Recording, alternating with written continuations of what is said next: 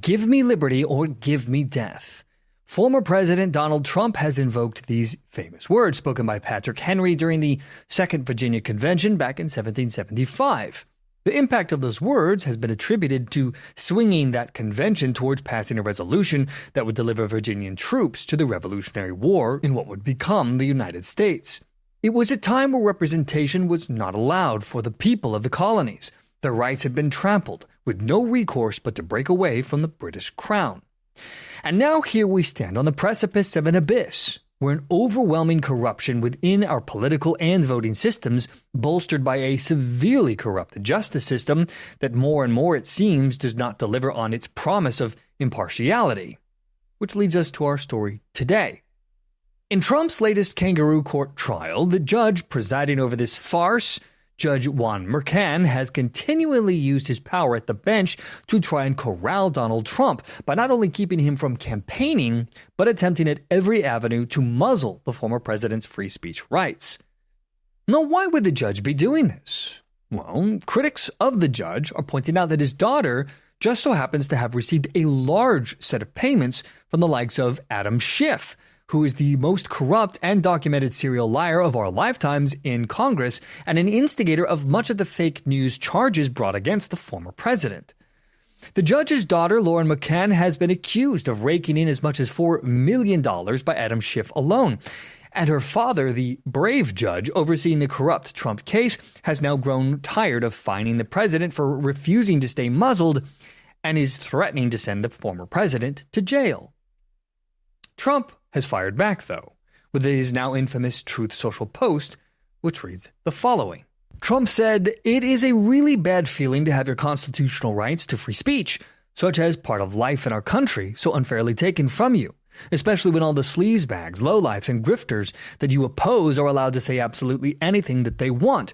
It is hard to sit back and listen to the lies and false statements to be made against you, knowing that if you respond, even in the most modest fashion, you are told by a corrupt and highly conflicted judge that you will be put in prison, maybe for a long period of time. This fascist mindset is all coming from D.C. It is a sophisticated hit job on crooked Joe Biden's political opponent, me." Trump went on to say that judges Engoron and Kaplan, also of New York, are equally corrupt, only in different ways. What these thugs are doing is an attack on the Republican Party and our once great nation itself. Our First Amendment must stand free and strong. Give me liberty or give me death. Now, Trump's reaction to this, to be frank, appears to be justified. Aside from the timing of this case interfering with our elections, when they could have charged the president years ago, the prosecutor, Alvin Bragg himself, appears to be thoroughly corrupt. You see, Bragg, who has been known for his soft-on-crime stance in general, appears to have a hard-on for the president. He has ignored his predecessor, Cyrus Vance's refusal to bring a case against Donald Trump, as well as the Department of Justice and the Federal Election Commission also declining to charge Trump in this matter. Bragg, though, decided to go forward with these charges on his own. But not only has he done this, he has enhanced the falsified business record charges, which is typically a humdrum misdemeanor charge, to a felony charge. He has done this under the guise of a supposed intent to commit another crime and aid and conceal the commission thereof. Which, by the way, would require establishing the Trump falsified business records with the intent to commit or conceal another crime, specifically violations of state and federal election laws and New York state tax laws. Now, this would normally be next to impossible to prove under normal circumstances. However, these are not normal times. This trial is being held in New York. This, by the way, is the same state that convicted Donald Trump in that absurd Jean Carroll sexual abuse case, where, despite it being well past the statute of limitations, the Democrat Party decided to fix this and passed a bill in late 2022, which magically allowed her to bring the case against the president. This, coupled with the bizarre trial where the accuser herself, Jean Carroll, couldn't recall dates or even the clothes that she wore and had no evidence for what she was accusing the president except that she had told her friends orally, without proof, by the way. And that doesn't even cover the absurdity that was this corrupt and bizarre trial, where the judge decided that Trump was not allowed to defend himself. He wasn't allowed to say that he did not sexually abuse Carroll, let alone meeting her.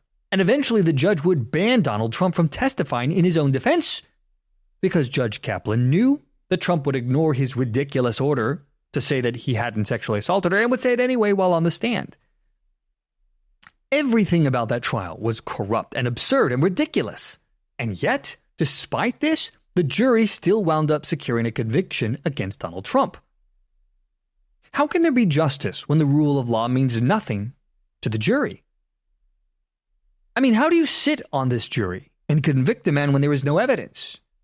No one in their right mind could possibly believe Carroll's crazy story, and yet Trump still lost the case, which brings me back to the Trump hush money trial case.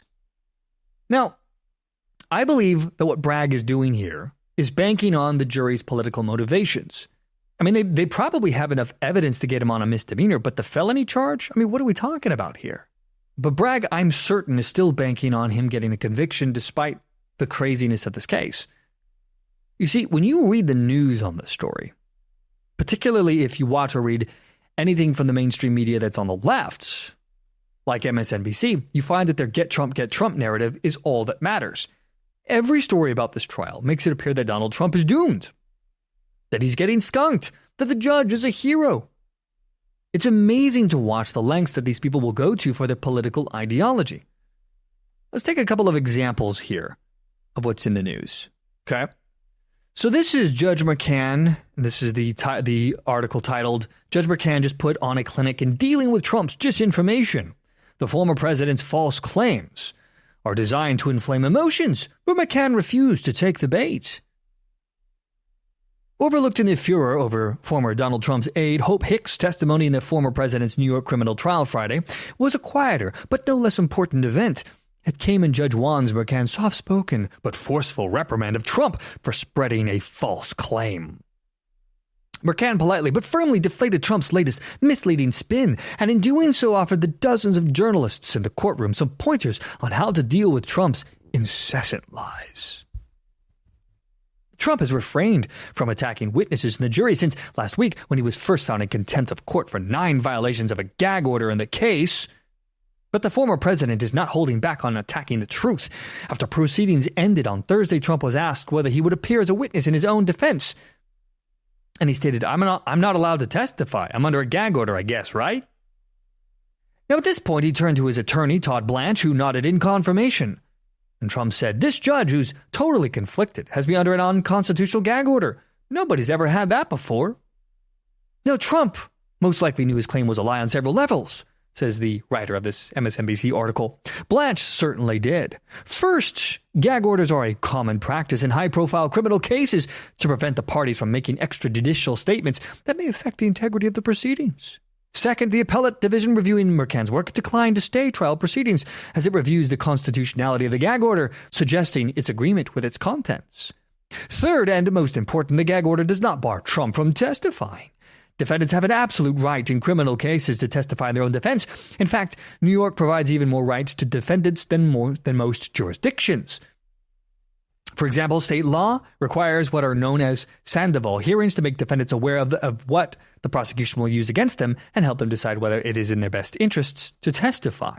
Now, they're missing the point, of course. Donald Trump is saying what he's saying because they put a gag order on him and he's raising awareness for this. It's classic Donald Trumpism, and they know this. But the truth really never matters with these people. And then let's take a look at another article. This is by Katie Fang. This was written a couple of days ago. And she writes, why the ick factor of Stormy Daniels' testimony is such a powerful force. Even Trump lawyer Todd Blanche admitted you can't unring that bell. Now that she writes, there's something very striking about Stormy Daniels' testimony in the Donald Trump hush money trial. Usually character evidence is not admissible to prove a criminal defendant's conduct on a special occasion, and it shouldn't have been allowed here. It's called Rule 404 evidence, and it makes sense. The jury should not hear that the defendant may have done other bad acts at some other time out of a concern that it might unfairly be inclined to convict the defendant for the current charged conduct. There are few, very specific exceptions when the bad act evidence is allowed to come in, such as proving motive, opportunity, intent, preparation, plan, knowledge, identity, absence of mistake or lack of accident. Kind of like the Weinstein case, which, by the way, got his court case thrown out. Weinstein is, his conviction has been overturned. Anyway, let's continue on with this article. She writes, "This is part of what has been so very interesting about Daniel's testimony thus far. She has become somewhat of an inadvertent character witness for the prosecution who shows that bad character of Trump through her testimony. The jury is actually hearing what other bad acts by Trump, that Stormy Daniels is saying that he did, even though the evidentiary rules typically would not let that occur." And then the blah, blah, blah, blah, blah, blah, blah, defending what she's doing. And there's endless types of stories like this. The point is, the media is not going to tell their audience that what's happening here is absurd and ridiculous. It won't do it. It's all about the get Trump, get Trump, get Trump. Now, these numerous charges and cases brought against the former president have been almost entirely nothing but political fabrications and or corrupt federal agents. For example, in the raid done at Mar-a-Lago, where the Fed seized so-called classified documents, in the photo used as evidence, it appeared that the FBI paper-clipped classified cover sheets to make it appear more damning for their photo op. In fact, Special Counsel Jack Smith's own team has now acknowledged that during the handling and documentation of seized materials, some discrepancies occurred. Specifically, they admitted that the placeholders used to represent classified documents in the evidence photos did not always accurately match the documents that they were supposed to represent. What? Now, they are trying to excuse their fraud. They claim that initially, during the FBI search and seizure at Mar-a-Lago, agents used printed classified cover sheets to replace actual classified documents that they removed from boxes for further examination, you see. This was done so, they say, to maintain an inventory of what was taken while ensuring the security of these sensitive information documents. However, due to the volume of classified documents and the exhaustion of the initial supply of printed cover sheets, the team resorted to using blank sheets with handwritten notes indicating the classification level of the documents. Now, the special counsel's office has stated that this method of handling did not affect their integrity of the evidence, as the placeholders were meant to just serve merely as inventory controls and not as direct evidence of the document's contents. You don't say. Well, naturally, though, this admission of creating a fake photo op has led to criticisms and challenges from Trump's legal team and his supporters who argue that such discrepancies could indicate much deeper issues with how evidence has been managed and presented in this case. In fact, this is such a big deal that the case has now been delayed indefinitely. Obviously, this could lead to arguments that the evidence has been tampered with or is unreliable, which is a huge problem for the prosecution. Given the seriousness of misleading the court, there is also a possibility that the special counsel's office could face sanctions or other legal repercussions, which frankly they should, considering the seriousness of the charges and of the implication of what we're doing here. We're talking about a former president that we're trying to criminally charge. You got to be bulletproof with this sort of thing. We do not want to turn into a banana republic. So the question I have to ask is this: why is it that it appears that every time the left goes after Donald Trump, it appears that there is some kind of gross fabrication or outright lying that occurs in their efforts to destroy this man? Time after time, we keep seeing this cycle repeat itself. You'd think with how corrupt they make Donald Trump out to be, that he'd already have been behind bars years ago. And yet, here we are, in full election swing, and the left is going ham on election interference with these cases. I mean, what better way to thwart the former president and to, in their estimation, guarantee that Donald Trump would have no chance of winning the election than by bogging him down and tying him up with their corrupt court system? All these cases could have been brought against Donald Trump years ago, and frankly should have been. This could have been dealt with long before the president election cycle. But they didn't do it, and here we are. The actions by these Trump deranged people could tear the very fabric of this country apart, but they don't seem to care. How many times have we seen fake news, fake charges brought against the former president? I'm sure you all remember the Steele dossier, which was paid for by Hillary Clinton, that started the whole Russia collusion nonsense, right? Remember Adam Schiff lying about the so-called Russia evidence that he had seen for years until oopsie doopsie, there was nothing there? This stuff just never seems to end. Now, I can understand not wanting to vote for the guy. I can understand not liking him, maybe hating him. Fine. But this is crazy. This is absurd. This whole situation is deranged. Which then takes me back to Donald Trump and his ability to have free speech here, specifically in an election cycle and considering the forces that seem to be aligned against him here. The only real defense that Donald Trump has, in my estimation, is his freedom of speech and his ability to reach his supporters. Because the mainstream media is not going to report on all of this. And so the only way he can get this information out, and in some ways try to keep them honest, is by alerting his supporters of what he thinks is happening. And so that's precisely what Trump is doing. He is pushing back against these gag orders that he is calling unconstitutional. Which then takes me to a Fox News article that I want to touch on. So Trump announced an appeal of unconstitutional gag order after judge threatens jail time, calls it a sham, because of course he did. Now, former President Trump, this is according to the Fox News article, announced Thursday morning that his defense team in New York versus the Trump case has filed a motion to appeal the unconstitutional gag order that was imposed on the 45th president, restricting what he can publicly say about the case. He said, "I just want to let you know that we've just filed a major motion in the appellate division concerning the absolutely unconstitutional gag order, where I am essentially not allowed to talk to you about anything meaningful that's going on in the case. And many good things are going on with the case. It shouldn't have been filed." Now, Trump is under a gag order that prevents him from making or directing others to make public statements about witnesses and the potential participation or remarks about court staff, DA staff or family members or staff, even if they talk about him. The judge in the case has ruled Trump has violated the order 10 times, resulting in a total of $10,000 in fine, and is now threatening jail time if Trump continues to violate the order. Trump has said about this that this is a Frankenstein case. They took a dead misdemeanor, they attached it to a dead alleged federal felony, and zapped it back to life. So many of us are just amazed to watch this actually walk into court because it's not a recognizable crime that any of us have seen. And then the Fox News article goes on to pontificate about Stormy Daniels' irrelevant testimony in the case.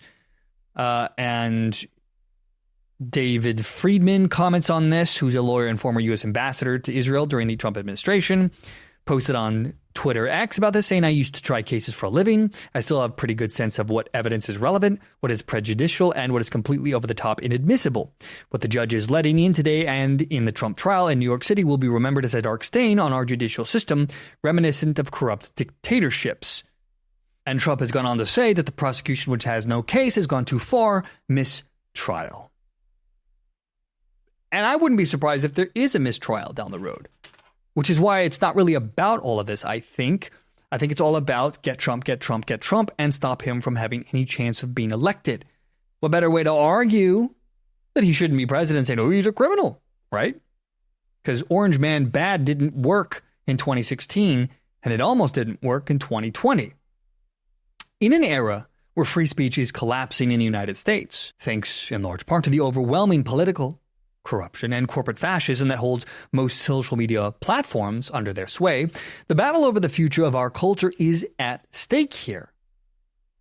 The question is, do we as a society succumb to the corruption that is rapidly spreading outwards from our own government, or will the citizens of this country push back, having had enough of this charade? The case against Donald Trump is just a symptom of what is happening here. This attempt to muzzle the president, this isn't new. This has been going on for a while. But it seems to me that our current crop of government in power and our social media masters are accelerating their attempts to control the narrative. So we're just going to have to wait and see how all of this plays out. And time, of course, will tell us what happens next. Which, of course, means that we're going to have to keep an eye on the story as it continues to develop. And that, my friends, will bring this episode to a close. Thanks for watching this episode of the Too Brief Frank Show. I am Adrian, my friends. I will see you all next time.